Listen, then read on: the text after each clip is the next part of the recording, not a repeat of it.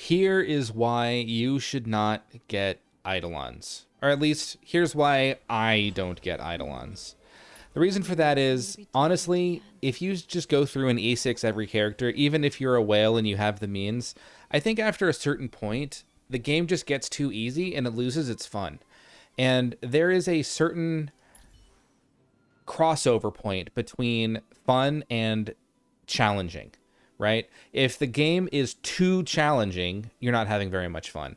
But if it is also not challenging enough, you are not having very much fun. And so having that sweet spot of it's challenging and it's fun is what is to be aimed for. And so that where that lines up on the graph is actually going to be different for each person.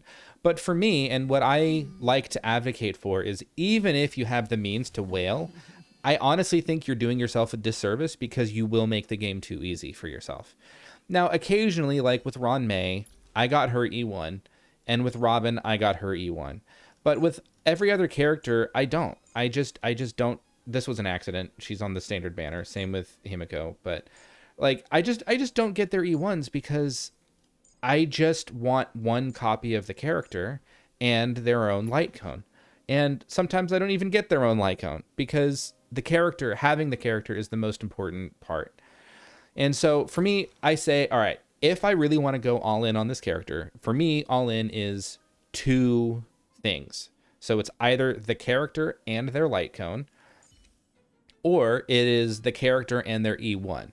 And I've only ever gotten E1 deliberately on two characters.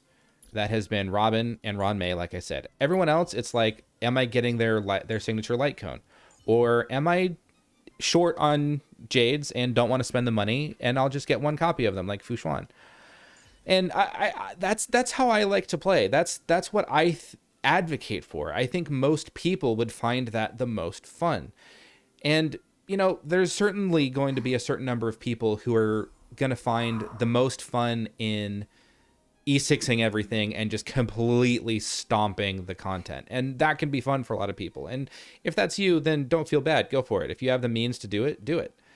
But honestly, on the flip side, there's also a percentage of people that will like only use 4 stars and they won't use any 5 stars. And trying to clear the content with that is fun for them. And I think both of those things are perfectly fine. I just think those are minority opinions on two opposite ends of the spectrum. I think most people are going to fall somewhere in the middle. And so this is just a short video to give my take on why I think you should not pull for Eidolons, unless it is something that is just an absolute game changer like Ron May's E1 or Robin's E1. But then in which case, maybe don't get their signature light cone. Maybe try to use a different one and see if you can make it work that way. Try to just keep the challenge alive. You want that character for that gameplay mechanic, for that fun of having that character. But don't go so overboard that you end up potentially ruining the content in the long run because now everything's too easy because you got too many copies of the character. So that's my 2 cents. Do you agree with me? Do you disagree? Do you think E6ing is just the way to go if people can do it? I'd love to hear your opinion. So tell me why I'm wrong in the comments. I would love to hear that. So, but in the meantime, just give a like if you liked it and dislike if you didn't. But if you disliked, I want to hear why you disliked my video in the comments so I can learn and potentially make better content for it. So that's going to be it for me for today. Thanks so much for tuning in. I've been Judge Fury, and until next time, take care of yourselves.